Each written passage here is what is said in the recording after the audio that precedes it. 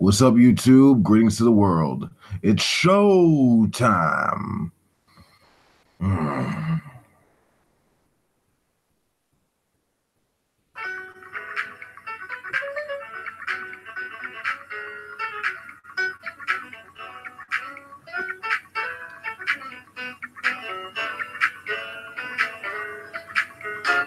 Welcome, ladies and gentlemen, to Wolf King's Vids. I'm your host, The Adversary. Ladies and gentlemen, if you will, please make some motherfucking noise.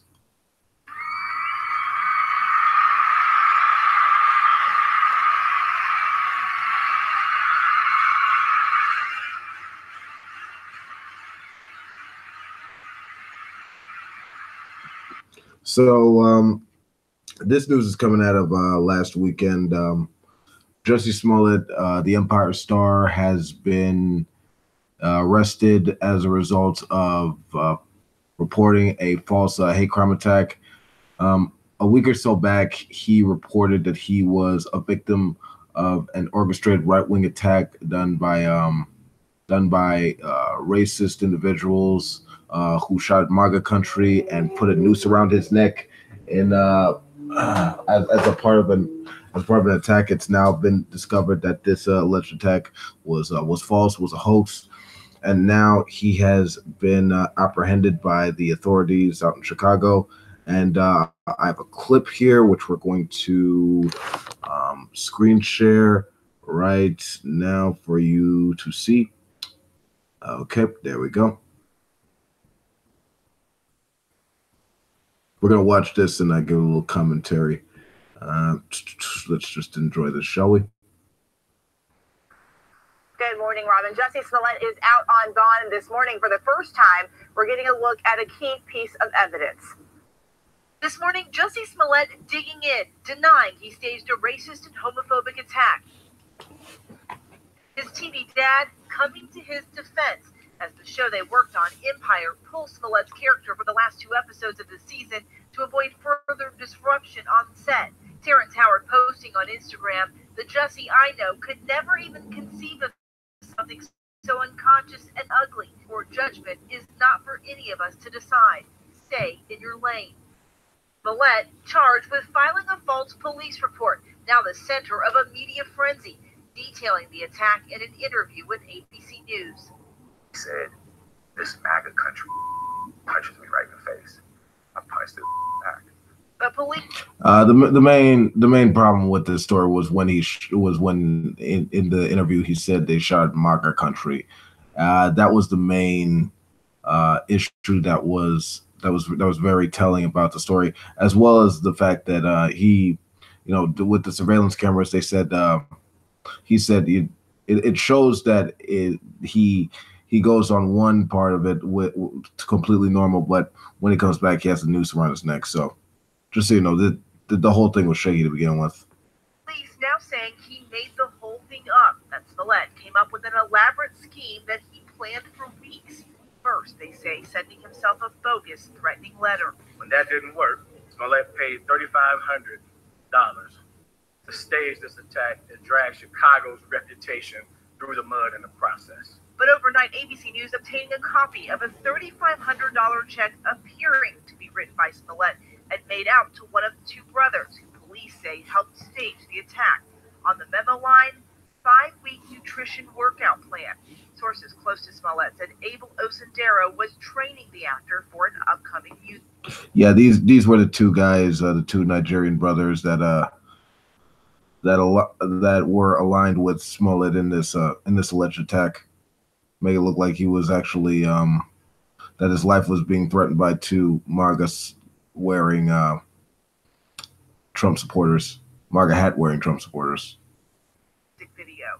Smollet maintaining he's innocent. His attorneys calling last week's statements from police a spectacle that has no place in the American legal system, adding that Smollet feels betrayed by a system that apparently wants to skip due process and proceed directly to sentencing.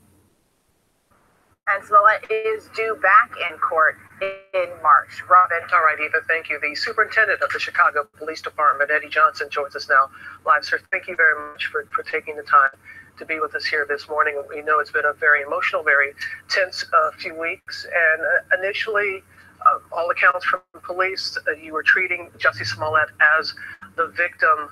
When did it turn from being a possible hate crime to a possible hoax? So let me just put this out there first and foremost, that right now he still has the presumption of innocence, until he has his day in court. So what happened, when at the very beginning, when he explained, he gave his version of events to us, he described it to us, and we treated it like a hate crime. One of the things that I think is important to recognize is, although the two attackers were masked, he was able to say he could see around their eyes that they were white-skinned, or at least the one guy was a white-skinned person. So that's how we approached it. The entire time that we investigated the incident, he was treated like a victim. As you know, we picked up the two individuals after we identified who they were. We were waiting for them at O'Hare Airport when they came back from overseas. We took them in and started talking to them. Now, we were legally able to hold them for 48 hours. And I refused to let CPD characterize him as a suspect unless we had concrete evidence. Right. So he was dealing with this objectively. He wasn't trying to call bullshit on his statement initially. He was investigating it, had lit like a professional, and these are the results that came out. The 47th hour that we had those two individuals in custody is when it changed. What changed in that 47th hour? So we had gathered up a lot of evidence and facts before then, but what changed was that they then became cooperating witnesses. Was there a reason why they became in the 47th hour that they decided to do that? Well, we worked very closly with their lawyer, and their lawyer went in there and talked to him, and whatever she said to him apparently got through to him to just tell the truth about what happened. And that's what they decided to do. Even though that you all were saying it early on that there was no reason not to believe his story, there were a lot of red flags that a lot of people saw, and you all had questions, even though you weren't, of course, going to be public about that. Right, there were some questions, but there's always questions when people are describing incidents to us, but we have to maintain the integrity of the investigation, and that's what we did. We didn't have the facts to support him being involved in it until that 47th hour, and it's important for people to recognize that it's not the Chicago police saying he did something. It's the evidence, the facts, and the witnesses that are saying this. So our job is to investigate it and bring the facts and the evidence to the state. So the brothers have stated that? Correct. The check that we saw in Eva Pilgrim's report, the $3,500, did the brothers specifically say that was for the attack? They said that he paid them $3,500 with a check to. But did they say what it was for? Yeah, to carry out this incident. Your press conference, sir, was so passionate, and it seemed quite personal, the words that you were talking about being angry and offended, and you often referred to the noose, and that was a real breaking point for you. Yeah, Robin, I grew up in the tail end of the civil rights era, and I lived in Cabrini Green Housing Project, when I was a kid, and that could easily be characterized as one of the most notorious housing projects in the country. And the symbolism of a noose is very offensive. The city of Chicago has its issues. The Chicago Police Department has its issues with racism and excessive force and all of that. And I'm acutely aware of that. But we didn't earn this particular incident. And I just refuse to let us have to take that shot if I have evidence to the contrary. So I just want people to understand that's a damaging thing to do to a city and to a police department. So it's my responsibility to ensure that the record gets set straight.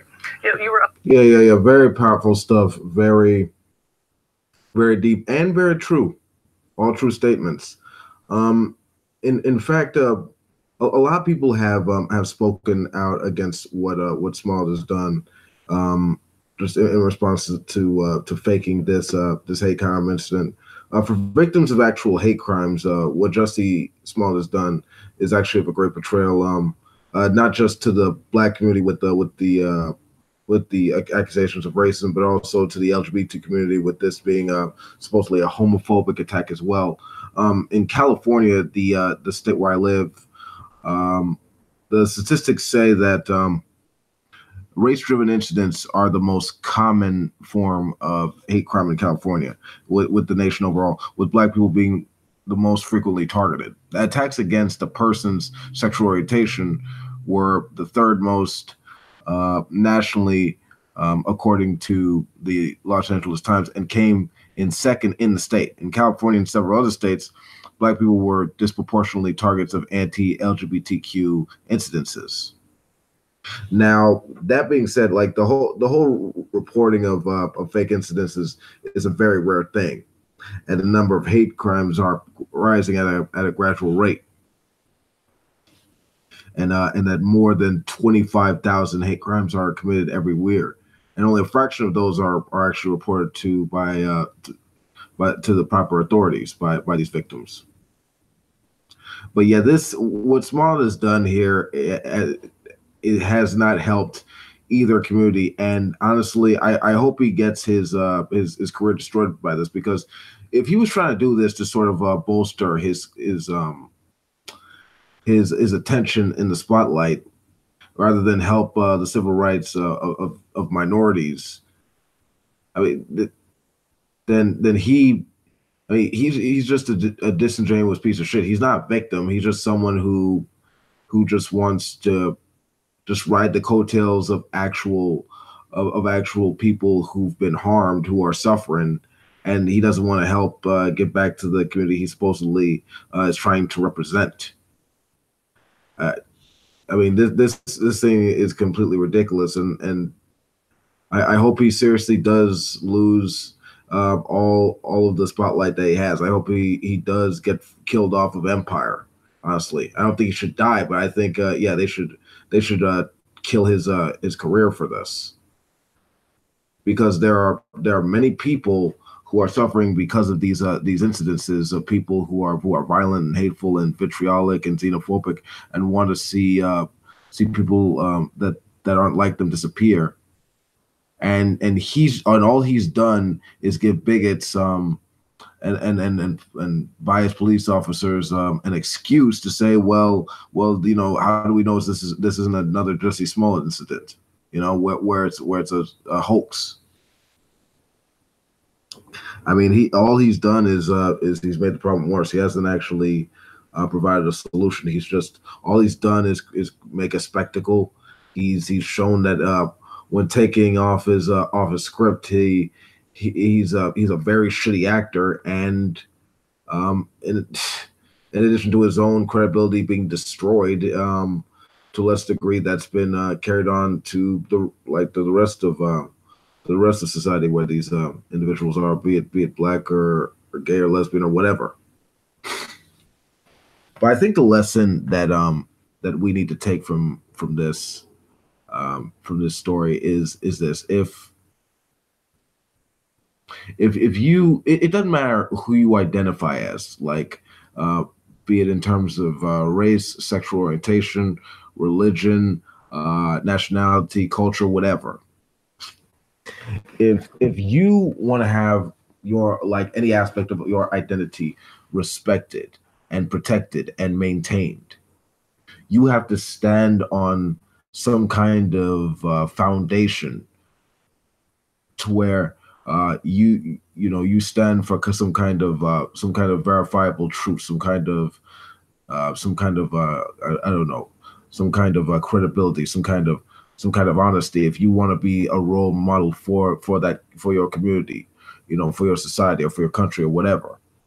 I mean, this Jussie Smollett guy, it seems to me that he just wanted to carve out a niche for himself to where he could be the supposed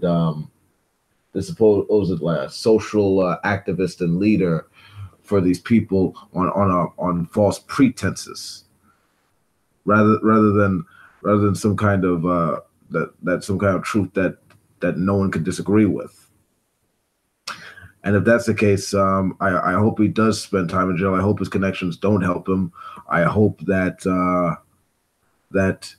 maybe he'll be enlightened and never try this crap again, and hopefully come out to be a better person. But that's just my personal view. I mean, I really don't give a shit, frankly, about whether or not this guy learns his lesson. I mean, I hope they throw the book at him so hard that no asshole, no matter what he identifies as, never tries this shit again. Frankly,